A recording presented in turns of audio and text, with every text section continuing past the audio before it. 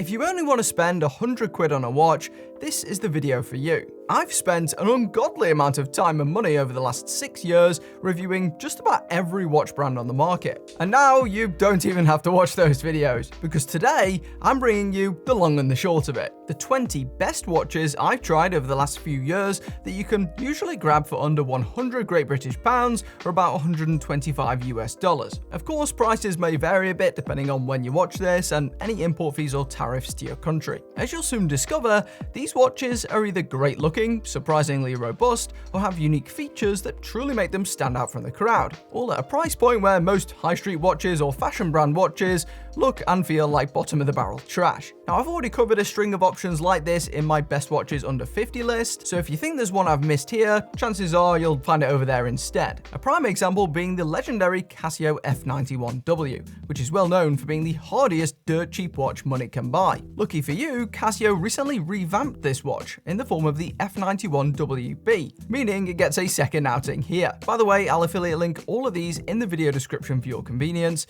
and these watches are also in no particular order. For that, you'll want to subscribe to my channel so that you don't miss my best watches of the year ranking list, which should be out in late December. For now, the F91WB is basically an F91 with a fashion-forward facelift. It's functionally near identical, with only minor differences to the crystal and case back, but boasts a more stylish, minimalist layout that forgoes the retro coloring of the original one. Considering the structural similarities, it's surprising how much of a difference the simple cosmetic alterations have made, with this WB giving off much more of a contemporary vibe than its 30-year-old predecessor. I, for one, definitely appreciate this change. While I don't hate the original F91 by any stretch, I just find myself reaching for this new one so much more, to the extent that I actually went out and bought this second one just for summer use primarily, but yeah, it's found its way onto my wrist again today. Yeah, this one also comes in a bunch of other fruity colours too, so if you're after an affordable yet clean digital watch, this is still the obvious place to start. As far as specifications go, the F91WB is pretty unremarkable, with a resin case and a plastic crystal, but it's got a small profile that stays out of the way,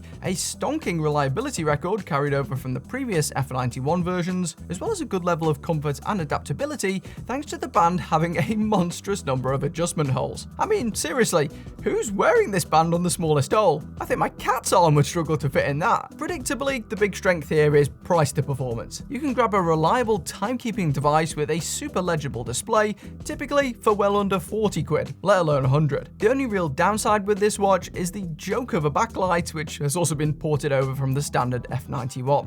Even so, it's still a guilty pleasure that's worth checking out. Now, there's another obvious contender also hailing from Casio, in the form of the MDV 106 dive watch. Now, I also featured this one in the watches under 50 list, but two things have changed since last time. Firstly, this watch is much closer to the 100 bookmark in most territories these days, and secondly, the MDV 106 has since been relaunched in numerous colours and even in a comparable MDV 107 version, which is basically the same watch, just with the fish logo removed from the dial and case back. Licensing reasons, apparently. This watch is a mainstay of all budget lists like this, with its level of build quality and water resistance remaining unsurpassed even at its post-pandemic price tag. Now, I won't skirt around the fact that this watch is pretty big. It's not huge, but it is quite commanding at 44mm, so if you've got a small arm, you may want to skip to the next one. What it does offer is an exceptionally sturdy feel and many of the hallmark diving features found on much more expensive watches, including a fully ratcheting bezel,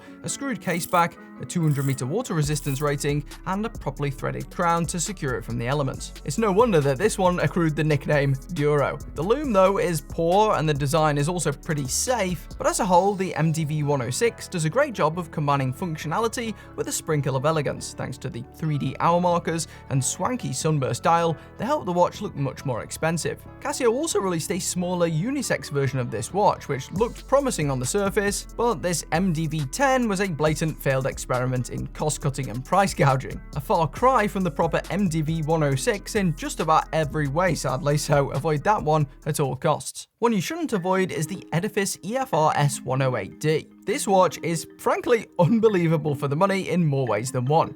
arguably the best all-purpose Casio at the moment. The main attraction here is the stainless steel case. It's really nicely finished with top-tier brushing and hairline polishing that's rarely seen at this price. And it also boasts the popular integrated bracelet sports watch design, which has risen to prominence over the past half-decade. What's most impressive though is the incredible slimness. The EFR S108 is thinner than even the most expensive sports watches at a ridiculous 8mm, meaning it wears almost perfectly flat to the arm, even on the skinniest of wrists. At around 38mm wide, or just shy of 40mm if you include the side bulges, this watch is a tremendously versatile shape overall, so fit is more of an afterthought than a concern. Now this one is an integrated bracelet watch, and the stock band that this one ships with is adequate. It's not as well constructed as that which ships on some value-packed Chinese brand watches, but it's serviceable with enough micro-adjustment holes to give you a comfortable fit, no matter your wrist size. What's more, this edifice watch even houses a sapphire crystal above the dial, with a level of scratch resistance above virtually everything else below 100 quid, including most other Casio offerings. Admittedly, this crystal isn't the clearest, as it lacks a decent anti-reflective coating, which can reduce the vibrance of the dial beneath, but that issue can be sidestepped by opting for some of the brighter colours that are able to better punch through the haze. That task has been made much easier in recent months too, as Casio has released several different dial variants of this watch, including sporty metallic dials and texture-rich shiny dials that arguably look even higher end. On that note, there are two final Casio models worth mentioning that also look higher end for a bit of a different reason. These are the MTP B145D and the MTP 1302. Two watches with designs more than a little reminiscent of the Tissot PRX and Rolex Datejust respectively. While this pair have more drawbacks than the last few, I can't not include them in a video like this, given they do offer up some surface level luxuriousness, especially from a distance. The MTP B145 is even thinner than the last watch somehow at 7.5mm. So combined with the hooded lug design, which makes it look even more like an integrated bracelet sports watch, it's clear why this one quickly rose to prominence. It ships in a wide variety of colours, features a steel case, and is pretty attractive despite the fairly vanilla appearance. Now there are one or two things worth noting about this model. Firstly, it's pretty small. At 35mm, it's a unisex model that's definitely best suited to smaller wrists, or at least those after a compact, sleek watch. And at present, there are no larger versions available. Frustratingly, the bracelet is also hindered by a clasp that completely skips micro-adjustment holes, meaning you can only tweak the length in link-sized increments. The links themselves are pretty small, but it's still far from ideal. It's like having a leather belt with holes positioned too far apart, where you can never quite achieve the perfect fit. Thankfully, my sponsor Anson solves that, for belts at least, with their sleek micro-adjustable track system. You can get the perfect fitting belt every time with their rear-mounted track that works just like a glide lock watch clasp, allowing you to adjust in tiny quarter-inch increments, forgoing the need for adjustment holes entirely. Anson's a family company that's been around since 2009, and once you tried one of their belts, well, I haven't worn a belt with holes in about 7 years. My wardrobe's changed significantly in that time, but my Anson belts have actually kept up with me, as you can switch the buckles in a matter of seconds, ensuring you'll always have a belt to suit your outfit. You can be confident in the condition of your belts too. Anson's ratchet system only touches the back of the belt, meaning they just last way longer. With over 40,000 5-star reviews and a lifetime guarantee on functionality, they're also a brand you can trust. And because Anson Belt & Buckle are sponsoring this video, when you click the link in the description or scan this QR code to build a box set, you'll get 2 bonus pieces, a buckle and a strap completely free. That's 3 buckles and 3 straps, which can make 9 unique belt combinations all in one box. So click the link, build your set, and upgrade your belt game today. Outside of those sizing quirks, the Casio B145 is reasonably good and certainly has a versatile look to it, providing fashion watch rivaling capabilities for under half the cost of many similar looking competitors. It's also a fraction of the price of the Quartz Tissot PRX, and it does provide a very similar aesthetic. Unlike true integrated bracelet options,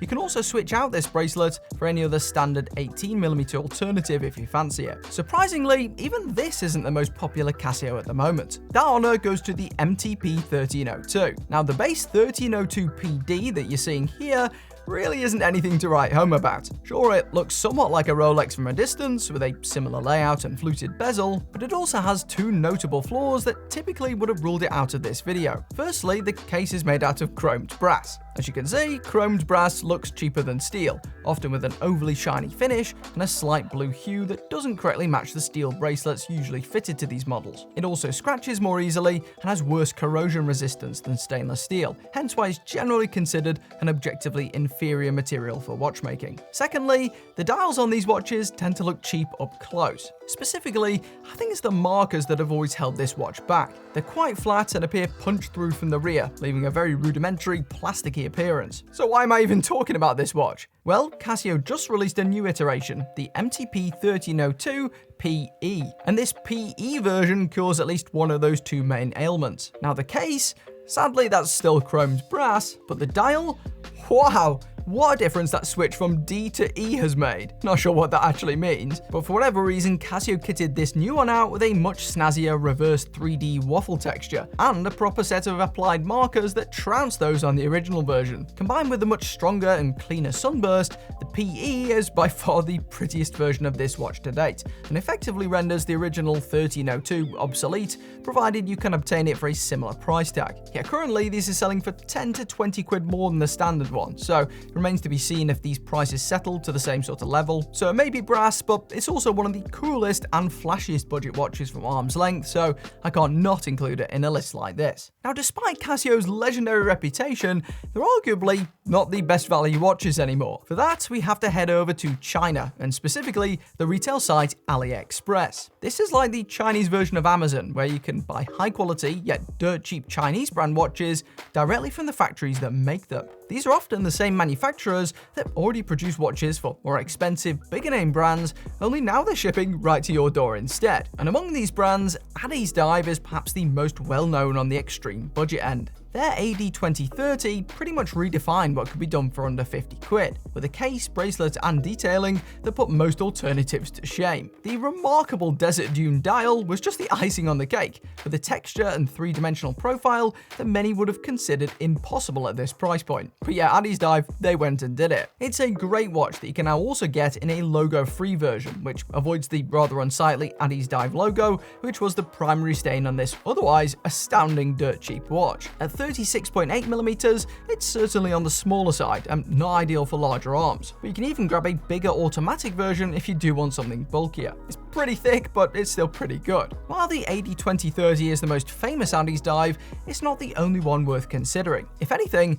I actually prefer their sleeker chronograph watches, which I just find a better match for my wardrobe. Their AD2095 and AD2037 boast construction and materials just as good as the last one, but forgo the experimental desert dial in favor of more classic mid-century ones. These two are akin to certain Hamilton and Patek models respectively, though they aren't exact clones. And for again around £50 a pop, you'll struggle to find better chronographs for the money anywhere. Not only are these sleek with thin steel cases and elegant domed crystals, but they're also packing mecha quartz hybrid movements that outperform the standard quartz chronographs that are the norm under the 150 quid mark. The stock bands for each are also more than adequate, and both watches remain clean and remarkably detailed even under macro examination, which can't be said for most low-cost mainstream brands. With discount codes, you might even be able to grab these for even less. And if I can find any of those, by the way, I'll lob them in the video description too. And at that point, I just can't think of any other chronographs that beat these in terms of bang for the buck. So Addiesdive is perhaps the best known of these Chinese brands these days. But there are certainly a few more worth mentioning before we return to more familiar soil. My personal favorite is Merkur. They tend to create some more original, or at least more Chinese-inspired designs,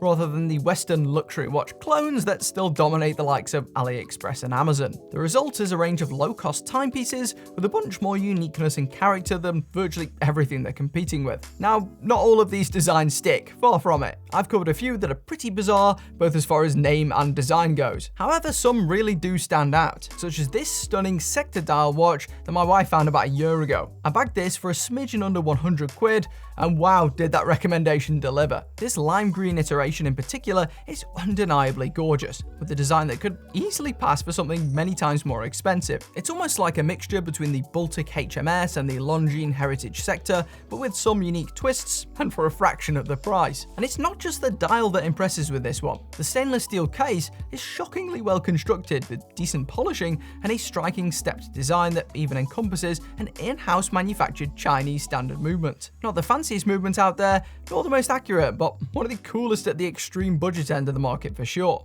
Even the stock suede band was more than wearable, making this a true all-round monster for the money. At 38.5mm, it's even sized perfectly, and you can grab it in a small selection of colours too, though this mint one is the freshest. My teeth even feel that bit cleaner when wearing it. Another Merkur worth mentioning has to be their salmon dial sunburst watch, which they told me was nicknamed the Lightning. It's one of those quirks with Merkur. They don't rely on product names or code names. If you do manage to track down this watch, its moniker actually isn't that hyperbolic, as the dial is arguably the most technically impressive on any sub £100 watch I've encountered, with an extreme 3D ridged surface that certainly makes a statement. I wouldn't go so far as to call it a looker, at least not in my book, but this Lightning watch lands a place on this list almost by default, with a level of detail and build that would have been completely unheard of at this price 5 or 10 years ago. Again, it's got a fairly compact and really slim steel case with a cartoonishly raised crystal and a similar in-house movement at a battery-powered price. If you change the strap for something more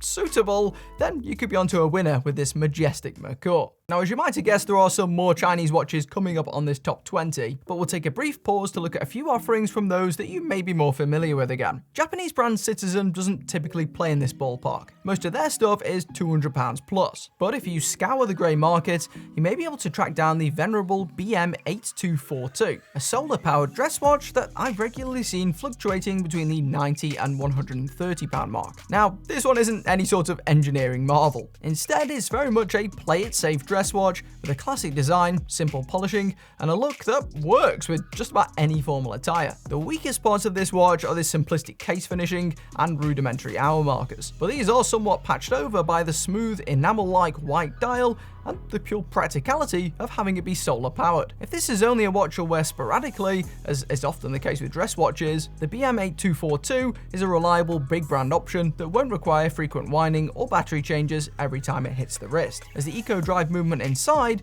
will stay charged for many months after initial sun exposure. It's a watch that just gets the job done. If you're lucky, you may be able to track down a solar Casio G-Shock watch at this price to take up the mantle of your bulletproof beta watch too, but their standard quartz digitals are much more readily encountered under 100. Of these, the DW5600 is arguably the best all-around choice for most of you watching this video. Not only is it one of the least ugly G-Shocks, which has to be said considering how convoluted these designs can get, but it's also one of the most wearable, with a 43.5mm diameter that prevents it from looking so UFO-like on your wrist. Unless you want that look, of course. The DW5600 gives you a near identical design to the original 1980s G-Shock square models, so it retains some of that retro feel while still providing the industry-leading shock-resistant and water-resistant construction that this Casio sub-brand is known for. This particular one doesn't host some of the advanced features found in its more premium brethren, but that also means it's easier to use, and you're not forced to remember any obscure button combinations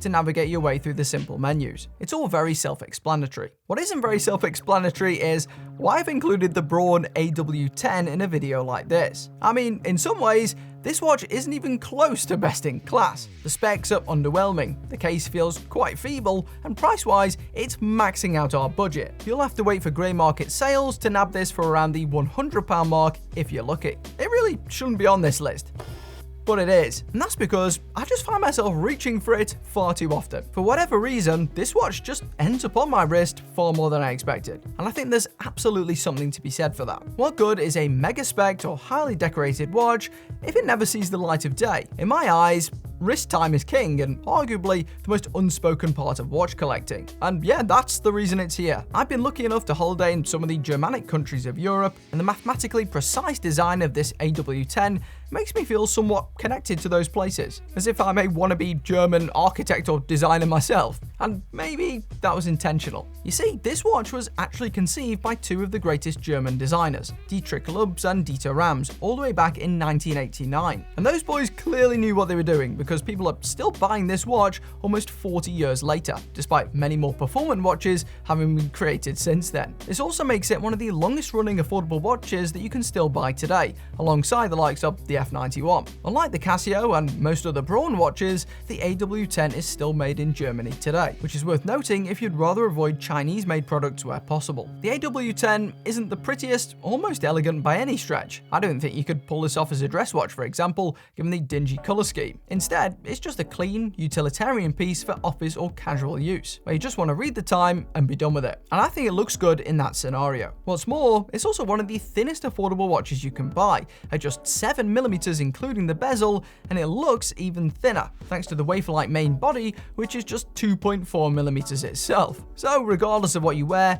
this watch can slip under any long sleeve cuff at a moment's notice. Despite the scrawny 33mm size, that super flat lug profile also means this watch scales up fairly respectably to average sized arms. And the strap is also serviceable with a nice buckle and enough pliability to last a reasonable amount of time, even if the holes do get raggy. You can also try out the somewhat space-age AW50 if you're even more of a Bauhaus purist, but I've personally found the AW10 to be the more wearable of the two. And before you comment, yes, it's marketed as Braun here in the UK, despite Braun being the technically correct pronunciation to my understanding. Another brand you have to pronounce cautiously is Parnis. Now Parnis is another of those Chinese brands, only these guys take things to an even greater extreme when it comes to value. In recent years, they've even reined back their packaging to nothing but a plastic sleeve and polystyrene shell. I'm assuming in an effort to redistribute resources back into the watches themselves. Now most of what Parnis makes are highly spec'd rebranded clones of existing or vintage luxury watches, so the ideological opposite of Braun, I guess. But they also have a slightly more original minimalist watch worth considering in the form of their PA2123. This is a much larger 41mm automatic that you can often grab for Casio rivaling prices. Like most Parnis watches, it ships with a steel case, has a domed mineral crystal, and even comes with arguably the best stock strap I've ever seen on a watch under £100. No joke, they could probably charge 50 quid a pop for these if they sold them separately. The movements powering most Parnis watches are Seagull automatics, like this Seagull 1731, which offer a surprising level of decoration for the money, reasonable performance, and are fairly well known by watchmakers for maintenance purposes. Overall, these are a pretty impressive choice, though they do wear slightly larger than the 41mm size indicates, as they aren't the slimmest. If you want to save a buck and don't mind the extra bulk, look no further than the Cadisen C8200. This watch is often available for under £70 on AliExpress, sometimes closing in on 50 or 60, and for that meager sum, it offers an astoundingly weighty feel and top-tier specifications, including a Seiko NH35A automatic movement, a sapphire crystal, a solid steel bracelet, and an advertised 10-bar water resistance rating. Even the dial is remarkably detailed, with a 3D teak deck pattern rivaling watches at multiple times its retail price. This C8200 is comfortably the most impressive watch Cadisen makes, and it's the only one I like right now, even if it doesn't fit me. It's only 40.5mm, but is on the thicker side, so it tends to suit larger wrists the best, especially considering the included bracelet has inflexible end links and no micro adjustment holes, or they can change that bracelet if you want to. Supposedly, Cadisen hired some unnamed German designer to work on this piece, and whether that's true or not, the final result is nonetheless really impressive. For the most part, it's a step or two above most other Chinese watches, let alone most of the trash you'll find at most mainstream jewelers at this price. But it's worth noting that good construction and good quality control aren't one and the same. When paying this little, you should anticipate some quirks or flaws. My unit, for example, arrived with a dial slightly kinked clockwise, which is a shame, but hey, that's the roulette of dirt cheap AliExpress watches, isn't it? You never know what you're gonna get. The same could be said for the legendary Vostok Amphibia. This Russian-made diving juggernaut comes in so many different dial and case variants that the Amphibia name is more of an umbrella term covering a bunch of watches instead, all with huge water resistance ratings and similar movements. Now, a few years back, these were readily available within the budget of this video, but these days availability and pricing are much more inconsistent and can vary heavily depending on region, mainly thanks to Russia's invasion of Ukraine and the subsequent sanctions placed against them. If you can get an Amphibia for a good price, they are awesome mechanical watches with a bunch of personality and durability, and that's durability that's been proven time and time again. You could probably lob one of these in a volcano and it would survive. My favorite models are those with the 41mm 120K shape. They're the ones that usually have 120 at the start of the code name, and I think the silhouette of this particular case is arguably the most proportional in the lineup, and they also tend to feature this unique yet quite attractive bezel that ties the whole package together. These watches are powered by in-house mechanical movements, secured behind one of these beefy case bags that have been consistently shown to reach depths that these budget Chinese brands could only dream of. The domed acrylic crystal, now that will accrue scratches, but nothing that a tube of polywatch couldn't fix in an instant. Overall, there really is little else out there like the Vostok Amphibia, but if you get one, I'd definitely stick to one of their silicone bands if you can, as the default bracelets felt they're about as comfy as an angry ex with a pair of pliers. I had some similar teething troubles with the bracelets on one of my Armitron watches too, but after a quick switch, I was left with one of the only viable Casio digital alternatives on the market today. Their Rubik and Rogue models offer steel cases for far less money than the equivalent steel-cased Casios. Now, they aren't perfect. The backlight on these sucks just as badly as many Casios. However, they hold up to scratches far better than most similarly priced resin Casios. The most common complaint with the Casio digitals, their diminutive size, is also less of a concern here, as both Armitrons are a fair amount larger at 34mm across, excluding the pushers, with a longer lug-to-lug length to boot. And square watches tend to wear a little bit bigger, so larger wrists should probably have no trouble with these. For the most part, the bracelets here are also notably better than the hair rippers that ship with most Casios, and the functions and display are more than serviceable for daily use. Armitron is also a fairly well-known and storied brand from the US, so it's not like you're just getting a dodgy, no-name Casio ripoff here. Armitron was one of the first players in the digital space, and they've also got some other cool LED watches too that I'm keen to test out, though availability outside of the US is still hit and miss. Definitely worth having on your radar nonetheless. A brand typically never on my radar is Swatch. Their Swiss-made plastic watches have always seemed a bit pricey to me, even if their designs can be pretty inventive from time to time. That said, some of their steel-cased watches are quite intriguing, especially their ultra-thin Skin series. Now, the model on screen is one I tested out several years ago, so I doubt it's still available, but you get the general gist here. You can grab a truly wafer-thin watch in a bunch of different dials with the feel and look that only stainless steel can provide. The specs and detailing are nothing special, but the bands tend to be quite good, typically with custom patterns and colors that neatly complement the dials. And despite the skinniness, most versions still feature the fan-favorite battery hatch on the rear, so changing the cell is an absolute breeze. Considering the minor price difference, it seems a no-brainer to opt for the steel models unless you're specifically after the transparent jellyfish-style look that you can sometimes get with the plastic ones. But what if you want to try some more exotic materials? Well, look no further than Chinese brand Boderry, which focuses almost exclusively on creating low-cost titanium watches for the masses. And these titanium watches are surprisingly well made for the money. Obviously, this material's lightweight nature means you'll never get the substantial in-hand feel of a stainless steel watch, but these Boderry cases do showcase their quality with a nicely blasted matte finish and accompanying specs that are so outrageously good, it makes you wonder how this is even possible at this price. They offer high-quality bands and titanium bracelets, strong water resistance, and even sapphire crystals for the majority of their models. What's more, I've tried several Boderry watches now, and I've surprisingly not experienced any obvious quality control errors, which can't be said for many other sub-$100 offerings. Their level of dial detailing has also consistently impressed me, even if some of their designs didn't take my fancy. The best one I've tried is their Voyager 38mm quartz field watch, which strays slightly from this stereotypical militaristic design, housing an off-center subdial and a triple display window that you won't find on many other watches. You also get a proper screw-down crown and case back, so it holds up really well aquatically, and that's extra impressive considering this piece is around 80 quid brand new. This one is powered by a Swiss quartz movement, which you can oddly view through the case rear. Not sure why you'd want to, but hey, the movement is decent, not to mention quiet, and you aren't really making any major sacrifices in other areas. The only asterisk is that the low light performance does vary depending on which color you go for. So those with darker markers, for example, tend to be slightly worse, but it's still one of the cheapest titanium cased watches in the world, so it's a no-brainer inclusion on a list like this. For not much more, you can even grab the more familiar looking automatic variant, which is a touch larger at 40mm and is powered by the popular NH35 instead. And I think I've still got an active discount code with Boderry too. Should get you $10 off either of those models if you shop on their site, so I'll also leave that in the video description as well. If you can forgive the unusual brand name, Boderry is worth a punt. There are a couple of other military-inspired watches that also deserve a quick mention. The first is great if you want a more substantial, traditional field watch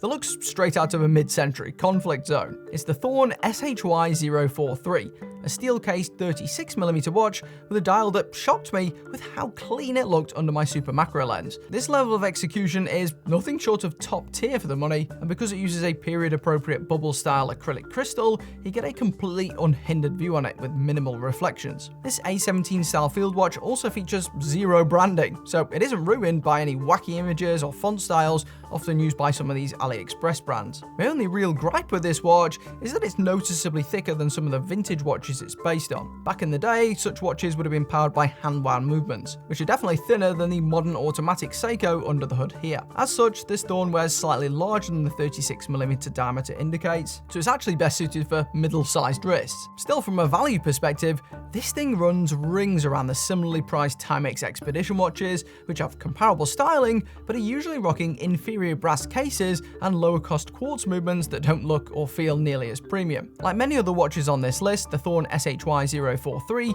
immediately strikes you as a high quality watch straight out of the gate, even if it lacks some individualism. Definitely one of the best field watches under 100, and it comes in 3 colors to boot. But perhaps the most impressive watch for the money at this price is the Seagull 1963 chronograph. No, this watch wasn't made by one of those winged felons who always steal your ice cream. Seagull is actually one of those secretly huge Chinese companies that produce a whole heap of watches and movements, and they've actually been around since 1955. In fact, some of your favorite bigger brand watches are likely powered by Seagull mechanical movements, including this little Timex, despite what intuition may have you believe. While their watches see much wider uptake in their home nation, in the West they're predominantly known for their 1963 pilot's watch, which is generally considered the best value chronograph because it's powered by what's essentially the cheapest decent mechanical chronograph movement, the ST1901. Developed in-house by Seagull and based on a mid-century Swiss caliber, this movement is visually striking for the money, with an easy view of the complex coloured gears and decorated support plates visible through the exhibition caseback. Compared to most similarly priced quartz chronographs, mechanical movements like this also provide the chronograph hand with a typically smoother sweep, and you also get a much quicker snap back to the 12 position when using the pushers. This movement also gives those pushers a much more tactile and satisfying clunk when you use them, and you can actually see the mechanism by which they work if you flip the watch over. Of course, the best part is that this cool movement is available for so cheap. That's because you can buy these watches directly from China, like some of the others, where both the watch and the movement are produced. On that note, most 1963s on AliExpress are basically subcontractor manufactured versions, using movements and certain parts sourced from Seagull directly. So they're not technically fakes, more unofficial at least to my understanding, and they are far more affordable than if you were to buy the original Tianjin factory version, despite sharing the same movement and materials. That one definitely wouldn't make this video. So for under 100, the cheaper ones are the obvious choice. Now the sub £50 ones, they're a different story. They're almost certainly terrible quality fakes, but you can tend to get something pretty reasonable for around the £100 mark, sometimes closer to about 80. The design of this one is very faithful to the original 60s Chinese Air Force watch it was based on, with a cream dial and a domed crystal. You can grab these in a few sizes, with the most faithful options being just over 37mm wide, making them also really viable for smaller arms like mine. You can also grab these with either an acrylic or sapphire crystal depending on the listing or your preference. The only real catch is that the movement is audible in quiet environments, a bit like some Timex watches, eh? And on that note, you won't actually find any Timex watches in this list, and that's because most of the good ones, at least in my opinion, sit slightly above this price bracket, including all of those in the video linked on screen now. I'll also pop up my best watches under 50 list, just in case 100 quid is feeling a bit steep. Oh, and everything I talked about today is in the video description, including any discount codes and links.